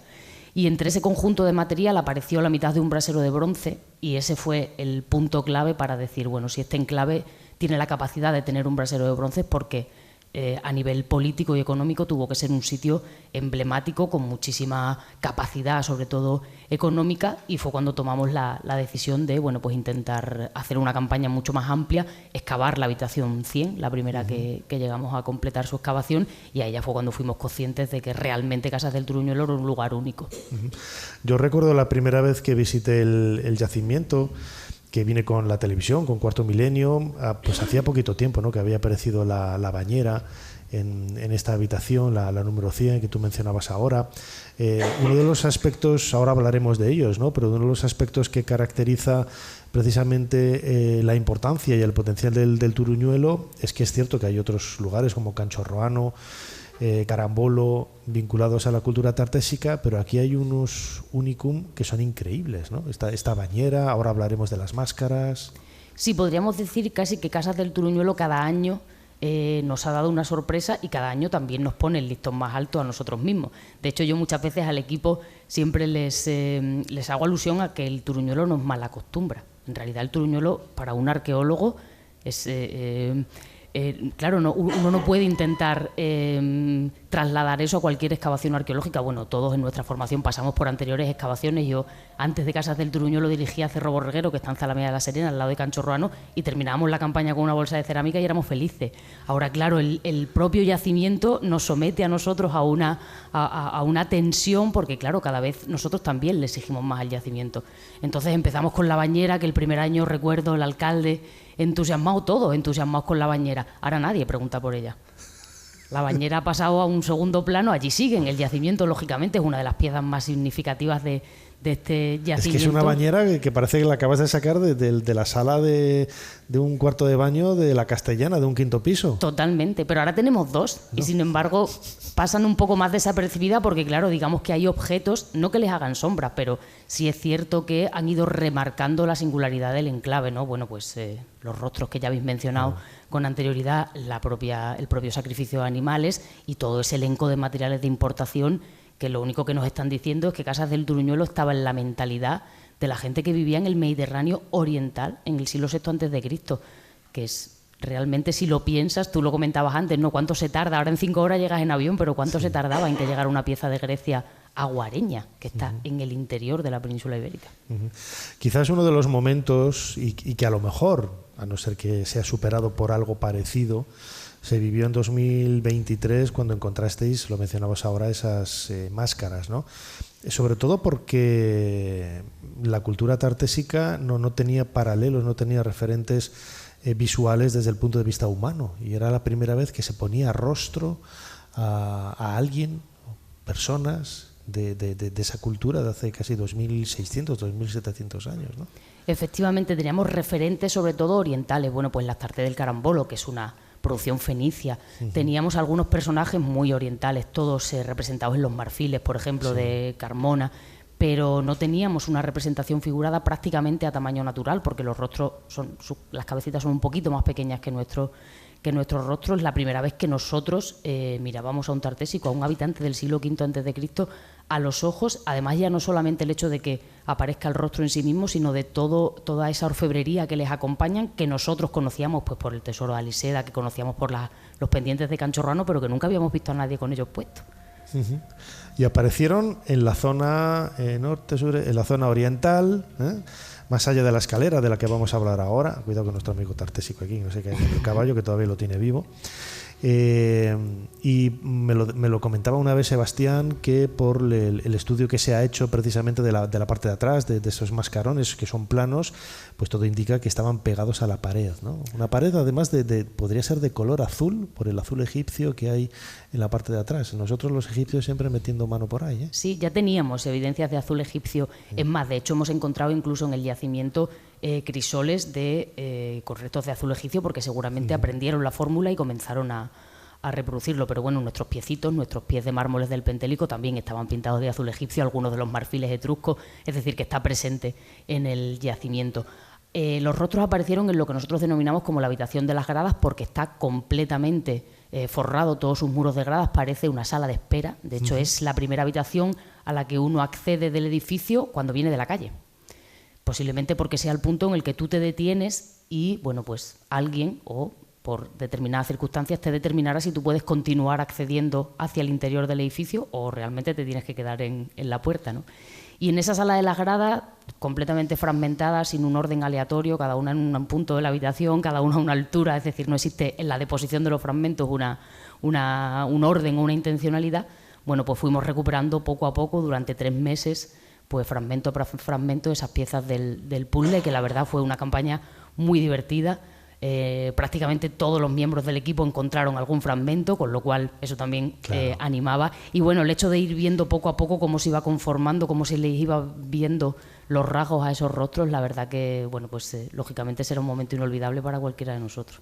Claro, el elemento humano en este tipo de excavaciones siempre es lo más atractivo, ¿no? Lo que te vincula como ser humano a estas culturas, como digo, hace más de 2500 años.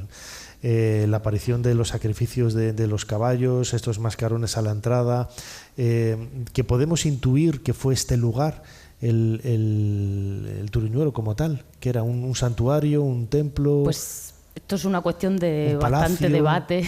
La escalera es, palacial, es muy oriental, es muy... Sí, porque es una estructura que funcionalmente, lógicamente, te permite subir y bajar de un sitio a otro. Una pero escalera, también, como todas, tiene peldaños para subir y bajar, ¿no? Pero también es una especie de púlpito que te permite orar o hablar frente a todos los que te están viendo desde el patio, que al final es un espacio de 125 metros cuadrados, el más grande que hemos excavado hasta ahora en el yacimiento. Casas del Turuñuelo tiene un poco de todo, ¿no? Y de hecho, bueno, pues habitualmente en la bibliografía mucha gente ya lo denomina como un santuario, como un templo. Es verdad que a nosotros se nos presiona un poco para que le demos un nombre. El problema de darle un nombre es que luego, si nos hemos equivocado o encontramos un elemento que defina que es otra cosa, ya es imposible de revertir. Sino que se lo digan a Maluquer con el Palacio Santuario de Canchorroano. Pues justamente eso es lo que nosotros estamos intentando evitar.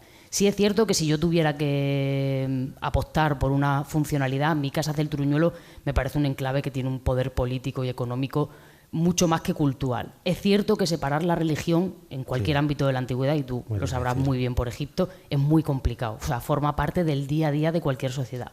Con lo cual, bueno, poco a poco, conforme vayamos, que falta la mitad del yacimiento por excavar, aunque a la gente le cueste entenderlo, yo creo que es un poco precipitado quizás darle una funcionalidad. De hecho, incluso nosotros ya hemos dejado constancia en alguna ocasión de la posibilidad de que el edificio terminara convirtiéndose en una tumba de un personaje principal, un edificio que ya existía con anterioridad, porque sabemos que estuvo en uso más de 2 siglos, con lo cual, bueno, pues a lo mejor a la muerte de algún régulo, príncipe, personaje aristocrático que gobernara en este territorio, bueno, pues se terminó convirtiendo en su morada al más allá.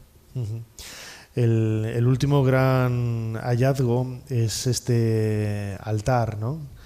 Que apareció en el verano de 2025 y que nos hace una vez más, es relativamente grande, 1,5 metros, ¿no? Más o menos de alto. Está fragmentado, pero es un altar oriental con un tipo de piedra, ¿no? Que viene de lo que era antiguamente Asia Menor, que no solamente nos está hablando una vez más de esas conexiones comerciales, sino también conexiones intelectuales desde el punto de vista religioso. Sí, porque no se trata de una pieza que aparezca de forma habitual en el Mediterráneo. Si bien es cierto que en Casas del Turuñuelo, igual que en Canchorroano, tenemos colecciones de copas áticas por cientos, ¿no?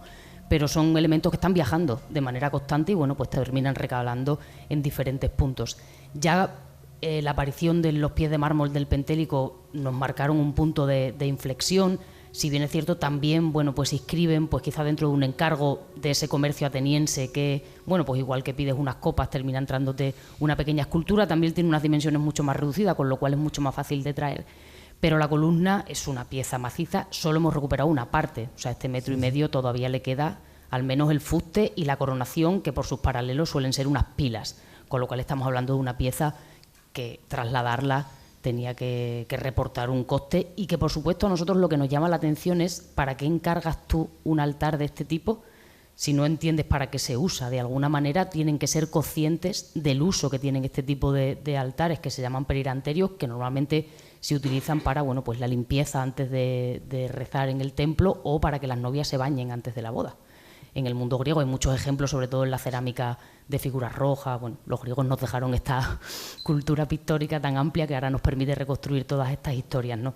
Con lo cual, una pieza con un significado que trasciende el propio hecho de que, desde una isla de Turquía, el personaje que vive en Casas del Turuñuelo es capaz de traerse una pieza así. Ahora habrá que intentar entender si porque la usaba con su uso original o tiene algún tipo de resignificación o simplemente forma parte de un elemento de prestigio de los otros muchos que tienen el yacimiento. Claro, porque nos está hablando en definitiva, volviendo a lo mismo, esto no lo trae cualquiera, o sea, no solamente es una cosa que valga dinero, tienes un tiempo para traerlo y tal, sino que lo compra alguien especial, un personaje principal.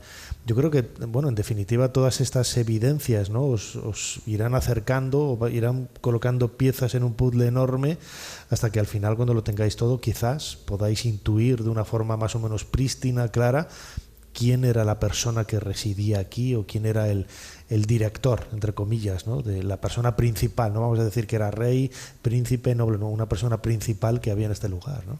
Sí, eso realmente solo la escritura nos lo podría determinar, que digamos que es como el DNI, un nombre y apellido. Lo que nos falta, sí, el poder entender un poco más socialmente cómo funcionaba Tartessos en general en todo su territorio, ¿no? En todo el suroeste de la península ibérica, porque es cierto que, claro, interpretar una cultura a partir de yacimientos como Casas del Turuñuelo realmente se te genera un vacío enorme en torno a el propio campesinado, en torno a la sociedad en general. Aquí se te está reflejando una élite que se puede ver en el Carambolo, que se puede ver en Canchorroano, es decir, rellenar esos vacíos que nos quedan en el puzzle y que nos permitiría entender cómo se relacionaban, con quién comerciaban realmente. Si ya sabemos cómo se llamaban, pues yo feliz. Claro, sí. Claro que sí. Estoy disfrutando mucho con este programa 900 de Ser Historia, como lo decía al principio, para mí es uno de mis temas favoritos, que he leído mucho y me encanta, está muy bien la egiptología, pero yo soy español y tira la patria, tira también lo que hay por aquí, ¿no? ¿Qué es lo que os queda por hacer? Tenemos aquí encima de la mesa un calendario de 2026 hecho por la Diputación de Badajoz, con un plano, una reconstrucción del yacimiento, con todas las habitaciones, que es el que estamos utilizando ahí a modo de pizarra, ¿no? para seguir este viaje en el tiempo. ¿Qué os queda por hacer en el Turuñuelo? Que sé que es muchísimo. Muchísimo. Hay que terminar de excavarlo, lógicamente solo hemos agotado la estratigrafía, la potencia hacia el este. Queda toda la parte norte, oeste y sur, muchas habitaciones por excavar. Luego, nosotros es cierto que tenemos un equipo amplio que se ha ido manteniendo con el tiempo, gracias al apoyo fundamentalmente de la Junta de Extremadura. Hemos podido mantener un equipo a lo largo de todos estos años, lo cual es fundamental para que un proyecto de investigación de esta envergadura salga adelante, porque excavar está muy bien, pero hay que publicar y estudiar todo lo que sale del yacimiento. Entonces, poco a poco vamos rellenando, esas partes de la historia. Ahora el objetivo es terminar de excavar el yacimiento para poder comprenderlo bien, por supuesto publicarlo, intentar aplicar pues todas las metodologías, todas las novedades que hay para su estudio. La verdad que ahí también hemos tenido mucha suerte desde el inicio, porque en la actualidad 28 instituciones a nivel nacional e internacional colaboran con el proyecto de Casas del Turuñuelo, y eso también nos permite ser pioneros en muchas líneas y metodologías de excavación. Y como última pregunta, recuerdo que hace años te lo pregunté también. Claro, este santuario, entre comillas, este palacete, entre comillas, debería estar rodeado de, no sabemos si una necrópolis, no sabemos si casas, no sabemos si es un lugar exento o... Bueno, nosotros tenemos Medellín muy cerquita, donde hay una necrópolis que justamente ahora han retomado las excavaciones arqueológicas, con lo cual pues eso también permitirá completar la información del poblamiento tartésico de esta región. La propia Medellín tiene su poblamiento, su yacimiento, en este caso su poblado en llano, bajo la ciudad actual, lo que complica siempre la tarea de poder excavarlo. Es verdad que a nosotros nos queda todavía pendiente la tarea de analizar bien todo el entorno de Casas del Turuñuelo, para lo cual ya pues tenemos un nuevo compañero que se ha incorporado al equipo para hacer justamente la tesis doctoral de este aspecto, pero también tenemos que tener presente que todo el entorno de Casas del Turuñuelo está muy alterado. Igual que uno va a Canchorroano y se ve envuelto, ¿no?, en esa dehesa que te permite pensar que estás en el mismo paisaje en el que los tartésicos estuvieron hace 2500 años, en Casas del Turuñuelo uno no tiene esa sensación, porque la roturación de la tierra ahora, pues estamos rodeados de tomatales, arroz, maíz, es decir, ha cambiado mucho el paisaje, ni siquiera la ribera del río, que ahora está llena de eucaliptos, ¿no? Exactamente, ni el brazo del río va por el mismo lugar, con lo cual, pues seguramente hayamos sufrido una pérdida de documentación arqueológica fruto pues de esa constante roturación de la tierra, de echar tierra de un lugar a otro, de reparcelar. Entonces, intentaremos recuperar cualquier huella arqueológica, pero seguramente nunca se aproxime a lo que realmente fue. Desde luego. He abierto aquí el móvil, pues antes no lo he comentado, me gustaría recomendar un libro fantástico. Yo lo leí pues al poco de, lo publicasteis al poco de sacar las máscaras, Tarteso, el enigma de la civilización más antigua de Occidente, publicado por Pinolia, cuyos coordinadores Esther Rodríguez y Sebastián Celestino han estado con nosotros en el programa. Y me gustaba el antetítulo, que el enigma de la civilización más antigua de Occidente. Ya tú y yo hemos tenido alguna discusión sobre los misterios y los enigmas, ¿no?, de la antigüedad, que sí, que no hay enigmas, que sí. Pues me hizo muchísima ilusión ver el subtítulo de este libro, el enigma de la civilización más antigua de Occidente. Yo creo que es la mejor manera para llegar al gran público. Yo lo he leído y es fantástico y lo recomendamos desde aquí. Esther Rodríguez, arqueóloga y codirectora de las excavaciones de Casas del Turuñuelo, aquí en Badajoz, en Guareña, como siempre. Muchísimas gracias una vez más por habernos ayudado a hacer un poquito más de historia. Muchísimas gracias a vosotros. Leonardo, ¿te queda mucho para acabar? Señora, por favor, no se mueva tanto, que no acabamos nunca. Es que estoy cansada. Llevo aquí horas sin moverme, mano sobre mano. Madonna Lisa del Giocondo, solo una última sonrisa. No es más que un pequeño esfuerzo para luego pasar a la historia del arte. Ser Historia con Nacho Ares. Todo lo que quisiste saber de la historia, la madrugada del sábado al domingo en la cadena SER. Estas cajas guardaban el secreto. En su interior, 5 rostros humanos de la cultura tartésica, una civilización asentada en el Mediterráneo occidental. Son 5 figuras de piedra blanda de más de 2500 años. El hallazgo ha sorprendido mucho al equipo de excavación que trabaja en este yacimiento de Casas de Turuñuelo, en Guareña, en Badajoz. Investigadores del CSIC han localizado los primeros rostros de Tarteso. Es la primera vez que se encuentran figuras humanas en un yacimiento del siglo V a.C. La importancia es trascendental porque no conocíamos ninguna figura relacionada con la cultura tartésica. Por primera vez ponemos rostro a las diosas o a los personajes destacados de esta sociedad. Con los rostros localizados, ¿qué pasa con el resto del cuerpo? Se abre la hipótesis de que los cuerpos estuvieran in situ, que quizá el resto del panel, del relieve, permanezca en el lugar donde fue realizado y pues ojalá, ¿no?, y aparezca el resto y podamos, aparte de saber cómo portaban sus joyas, pues cómo vestían. Para eso toca esperar. De momento se va a trabajar en la limpieza y consolidación de los rostros. La intención es exponerlos en el Museo Arqueológico de Badajoz.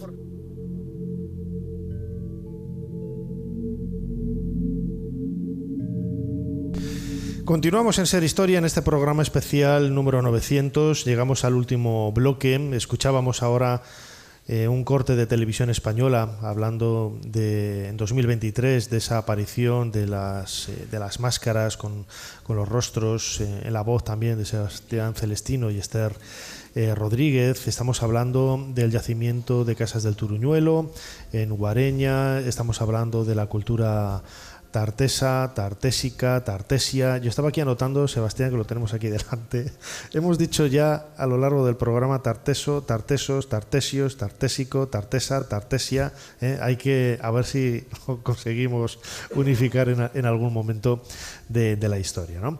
Y queríamos dedicar la última parte precisamente a ese edificio majestuoso que tenemos delante de nosotros. Vamos a colgar las imágenes también en las redes sociales para que tengáis enlaces a la página web del proyecto, para que tengáis información sobre todo lo que se está haciendo y lo que está por hacer. Y lo queríamos hacer junto con otro arqueólogo, Luis Miguel Carranza, que es miembro también del equipo de excavaciones en el Turuñuelo. Luis Miguel, bienvenido a Ser Historia. ¿Qué tal? Encantado de estar aquí. Y lo primero que tengo que decir respecto a las caras, como ha contado Esther, todos los compañeros encontraron algún fragmento, menos yo. Menos tú, vaya. Menos yo. Bueno, pues a lo mejor a ti te queda por encontrar algo mejor todavía. A ver, estas cosas de la arqueología... Es tirar a veces una moneda al aire, claro que sí. Luis Miguel, se lo comentaba antes un poco a Esther, el edificio es único. Ha llegado hasta nosotros en un estado de conservación pues bastante bueno. ¿Hay paralelos con los que podamos decir esto se parece a lo que apareció en Canchorroano, esto se parece a este tipo de edificios que hay en Asia Menor, lo que hoy es Turquía, en Grecia? Pues empezamos con preguntas fuertes, porque el tema de los paralelos siempre es complicado por el tema de intentar comparar cosas que están tan separadas en el tiempo y tan separadas en el espacio, ¿no? En cuanto al Guadiana Medio, tiene muchos edificios y en el resto de Tartés o en la zona del Guadalquivir que se parecen, pero a la vez es diferente en todo. En cuanto a magnitudes, en cuanto a forma de construir, es muy oriental, es muy mediterráneo. No se entiende el edificio de Casas del Turuñuelo ni de Tarteso sin esa parte oriental, fenicia, esa manera de construir, esa manera de edificar y de organizar los edificios, pero a la vez tiene una personalidad y una magnitud muy propia, muy marcada, muy marcada. Claro, imagino que todos tienen sus singularidades, o sea, no solamente desde el punto de vista de la cultura material, los objetos que han aparecido, que ya hemos comentado con Sebastián y con Esther, sino también desde el punto de vista de la arquitectura. Canchorroano, por ejemplo, que también lo conozco, yo creo que esta sala, este patio central con esa escalera, pues no tiene paralelos, ¿no? con otros lugares. En cuanto a esas magnitudes, no. O sea, Canchorroano quizás puede ser el más... Perdona, Luis Miguel, estoy diciendo yo el patio central, lo mismo seguís excavando ahora para el norte y hay otro patio, realmente el central, infinitamente más grande. Es que a veces bromeamos con que se ha excavado el patio pequeño. Claro. Ahora queda el del sacrificio grande. Sí, ¿no? Pero bueno, no tiene pinta ya a estas alturas. No, eso, el Turuñuelo tiene muchas partes que se parece, por ejemplo, a Canchorroano, pero quizás lo que más llama la atención de la arquitectura es esa magnitud. O sea, tú como egiptólogo sabes lo que implica tener muros de 1,20 m, tener esas grandes piedras. En el resto de edificios se utilizan piedras pequeñitas. En Casas del Turuñuelo tenemos esas piedras enormes de cuarcita, que lo importante no es que sea... O sea, lo importante es lo que implica a nivel social, a nivel de organización del trabajo. ¿Quién estaba ahí para pagar a esta gente? Todo el tiempo en el que se tuvo que invertir para construir esto. Además, la cuarcita es una de las piedras más duras que hay, o sea, más dura que el granito. O sea, una cuarcita del tamaño de un melón ya cuesta levantarlo. O sea, yo no estoy especialmente fuerte, pero a mí me cuesta bastante. Y lo que tenemos en Casas del Turuñuelo necesitaríamos esa inversión, incluso maquinaria, una organización muy fuerte, muy fuerte. ¿Y se conoce, tenéis intuición de cómo pudo haber sido ese trabajo? ¿Dónde estaban las canteras? ¿De dónde se traía la piedra? Pues es otra pregunta buena, interesante, pero al ser edificios de tierra siempre vienen los materiales de cerca del edificio. Cerca del edificio quiero decir que no producían ladrillos como en época romana y los manufacturaban y los enviaban. Sería cerca, pero seguramente habría varios equipos. Eso lo sabemos porque tienen distintos tipos de adobe, por ejemplo, que sabemos que había varios puntos, que eso nos da esa información, ¿no? Es esa necesidad de trabajo comunal. Pero ¿quién está organizando a esta gente? ¿Quién los está pagando? Esa es la cuestión. Uno de los grandes enigmas es saber para qué servía, ¿no? cada habitación. Al ser un edificio que se colapsó y se amortizó, podemos intuir que los restos que quedan en cada una de las habitaciones nos van a dar pistas, ¿no? de lo que se pudo haber hecho ahí, pero no siempre es así, ¿no? Cuando ves el plano ves perfectamente un montón de pasillos, de espacios, de patios, de habitaciones. ¿Se sabe para qué se utilizó cada una? Pues es complicado a veces saberlo, sobre todo por la cultura material que hay ahí, por los materiales, como han comentado alguna vez Esther y Sebastián. Lo que tenemos en Casas del Turuñuelo no es lo cotidiano que había en ese edificio, ¿no? Eso lo llamamos en arqueología efecto Pompeya, que Pompeya sí se cristaliza en el tiempo y lo que ves era lo que pasaba. Pero en Casas del Turuñuelo no. O sea, los materiales que tenemos es lo que se lleva para esa... me vas a permitir usar esta palabra, para esta romería final. Romería en el sentido, para que nos entendamos aquí, de esa clausura con esos objetos. Entonces, a algunas salas es un poquito complicado atribuirles una función a otra. Quizás son más claras las de los pasillos perimetrales, que sí sabemos que eran posibles almacenes, zonas quizás de producción de pesas de telar, quizás de cerámica, están un poquito más claras. Pero el resto todavía hay ciertas dudas. Y de todo ello, lo decía también a Esther, pero te transmito a ti la pregunta, la funcionalidad del edificio, ¿tú cuál crees que podría haber sido? A ver, es que eso es... Ahora que no te escuchan, no te están escuchando ahora de los... Es un poquito un marrón y los tengo aquí mirándome. Yo cada vez, y sobre todo estudiando el resto de edificios del Guadiana, igual lo digo aquí en confianza, como tú dices, nadie nos está escuchando, para mí se va acercando más a un tema palacial. Un tema palacial, pero, como ha comentado Esther, no se puede desvincular de la zona sacra, no se puede desvincular del comercio. Pero quizás es a lo que más me va recordando en comparación con el resto del edificio del Guadiana y en comparación con la parte mediterránea y la parte oriental, que es tan fuerte en la identidad de Tarteso y del Guadiana. Lo que sí que es claro es que precisamente este edificio genera esa identidad, ¿no? con la cultura tartesa y que no puede ser de otra cosa. No, o sea, otra de las cosas buenas que nos está dando Casas del Turuñuelo, que sabemos muy bien cómo es el proceso de clausura y cuándo pasa. Entonces sabemos que no se extiende a partir de finales del siglo V o principios del siglo IV, ahí ya termina. O sea, sabemos que se vincula a esta cultura tartésica de la primera edad del hierro. Seguimos hablando con Luis Miguel Carranza, arqueólogo del Instituto, del Instituto Arqueológico de Mérida, vinculado al CSIC, trabajador de este yacimiento del Turuñuelo en Guareña. ¿Cuál es el futuro de tu trabajo? Porque tú estás especializado precisamente en la arquitectura. Es cierto que la cultura material, ¿no? te ayuda a conocer un poco, como decíamos ahora, cada uno de esos espacios, pero tú vas quizás más al muro, vas quizás a la techumbre, ¿no? Porque ya no se conserva nada, ¿no? Pero vas un poquito, ¿no? Cuéntame.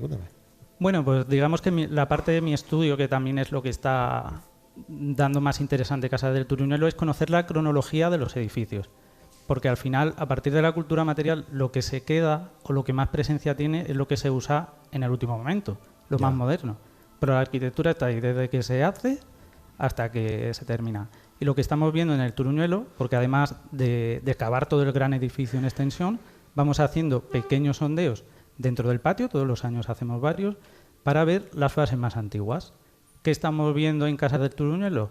Que primero hay un gran edificio que todavía estamos definiendo, bastante más antiguo de lo que se creía hace 10 años. Luego va creciendo y evolucionando el edificio y a partir ya del siglo VI, siglo V antes de Cristo, cambia totalmente la arquitectura. Sigue teniendo esa presencia tan grande, ese poderío económico, ese poderío constructivo, pero la arquitectura cambia totalmente. ¿Qué quiere decir eso? Y siempre me gusta recalcarlo, que el Guadiana Medio y Tarteso era una cultura mediterránea. Y lo que pasa en el Mediterráneo le afecta a Casas del Turuñuelo y le afecta al Guadiana Medio. Es algo que creo siempre presente. ¿Ese cambio quizás viene dado desde el punto de vista de la arquitectura de nuevas influencias? Creo que no. Creo que es más debido a pérdidas de manera de construir y Tartessos va evolucionando. Sigue siendo mediterránea, pero al principio es muy... tiene una carga fenicia, una carga oriental, además de toda la indígena, muy fuerte, y a partir del siglo VI se va pareciendo un poquito más en ciertas cosas a lo ibérico, pero sigue recordando al final tienen sus propios abuelos, y sus propios abuelos le dan esas maneras de construir, pero ya son muy distintas. Ya se pierde como cierta finura constructiva, pero no la magnitud. O sea, sigue habiendo ese poderío tan grande, pero construimos de otra manera.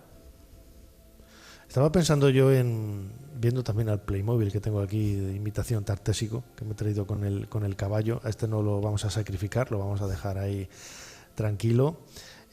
Un poco la cantidad de interrogantes, ¿no?, que hay alrededor del yacimiento, lo que queda por hacer, lo que queda por publicar. Esto en realidad se convierte en definitiva en un trabajo casi eterno, ¿no?, en el sentido de que estoy convencido de que aunque, Luismi, tú dentro de unos años hayas acabado la tesis, hayas publicado, estoy convencido de que dentro de 10, sucede siempre, se cambia muchas veces la forma de interpretar o la forma que tenías de ver las cosas tiempo atrás. Eso me ha pasado a mí. No, totalmente. Y yo creo que es de las cosas buenas de la arqueología, ¿no? A veces la gente se pone un poquito nerviosa porque no decimos certezas absolutas. Esto era esto, esto era así. Claro. Y es que aquí en el Guadiana Medio, por suerte, no se puede decir taxativamente lo que está pasando aquí, porque quedan muchísimos yacimientos sin excavar. El tema este de los túmulos, tenemos 14 localizados, se han excavado 2 y 2 medios. Falta muchísimo todavía por conocer. Y es lo bueno de la arqueología, se ponen los datos sobre la mesa, lo que tenemos del Turuñuelo, de donde sea, y con eso montas el relato a partir de la investigación. Si pero dentro con los de datos 10 que años, tienes. con los que tienes en ese Claro. momento. Si dentro de 10 años se han excavado más yacimientos y si se han excavado tal, si toca cambiarse, cambia, o si toca matizar, se matiza. ¿Y Claro crees sí. que hay algún túmulo, algún tel, como digo yo, por mi influencia orientalista, que pueda transformar un poco la visión que hay del Turuñuelo? Más que del Turuñuelo, del concepto resto genérico, ¿no?, del resto del tartesco. Guadiana. Yo creo que sí, porque estos túmulos, al final, hasta que no se pinche, no se sabe lo que va a haber dentro. Quizás uno de los yacimientos al que le tengo más ganas yo a nivel personal es el del Tamborrío, el Cerro Tamborrío en Villanueva de la Serena, porque puede ser un poquito diferente. Es uno de esos yacimientos que no, porque todos estos túmulos están en llano, relacionados al Guadiana, y el Tamborrío es un yacimiento en altura. Entonces nos puede dar un poquito de información diferente. Se organizaban a partir de los túmulos, había algo parecido a urbano, entre muchas comillas. Creo que es un edificio distinto, o sea, un yacimiento distinto, que puede complementar un poquito lo que vamos conociendo. Y ya como última pregunta, precisamente en esa relación, ¿no? Cada uno de estos palacios, santuarios, como queramos definirlo, también están supeditados a la geografía que hay alrededor, ¿no? Y están colocados en sitios en ocasiones estratégicos, dependiendo un poco pues del río, de la posición del río, de colinas, de montañas, de lo que sea. La geografía también marca un poco esa identidad de cada uno de estos sitios, ¿no? Totalmente. O sea, todos estos edificios al final están vinculados de manera muy directa al Guadiana y a las zonas agrarias. O sea, están totalmente vinculados al Guadiana. A mí me gusta decir que eran las autovías. Las autovías, la manera de entrar no era por tierra. De hecho, se ha estudiado en época protohistórica si existía esta vía de la Plata, y lo que parece que remontaban más a partir del Guadiana, a partir del Guadalquivir. Entonces era las autovías hacia el mar y el Mediterráneo, y las autovías hacia el interior. Tendremos que volver para hablar del Turuñuelo de nuevo, porque estoy convencido de que aquí a poco tiempo, y voy a decir unos años, no seguro de aquí a unos meses, un año, ha dado nuevos resultados, nuevos hallazgos, que no voy a decir que trastoquen todo lo que hemos planteado hasta ahora, pero sí alguna sorpresa seguro que nos tienen preparados nuestros amigos del Turuñuelo. Luis Miguel Carranza, arqueólogo del Instituto de Arqueología de Mérida, vinculado al CSIC y miembro de este equipo fantástico que estará trabajando en Guareña en el yacimiento de Casas del Turuñuelo. Como siempre, muchísimas gracias por habernos ayudado a hacer un poquito más de historia.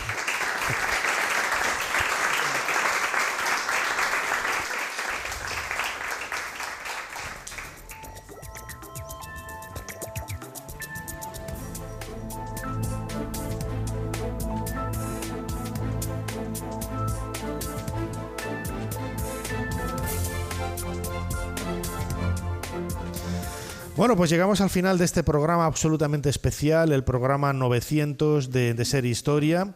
Quería dar las gracias a la Consejería de Cultura de la Junta de Extremadura, al Ayuntamiento de Guareña por la ayuda que nos han prestado para poder hacer este programa dedicado a Casas del Turuñuelo. Pues una idea que tenía yo desde hace tiempo preparando precisamente este programa número 900. Muchísimas gracias de corazón a todos los compañeros de la cadena SER en Extremadura, arriba del todo, pero también en el mismo nivel de amistad y de cariño con todos los compañeros, al director Ángel Blanco, Inma Salguero, Inma Saavedra, a nuestra compañera técnica Aroa Gamero, a todos ellos muchísimas gracias y especialmente a mi equipo, Fermín Agustí en la producción, Ana Caballero en la... Joder.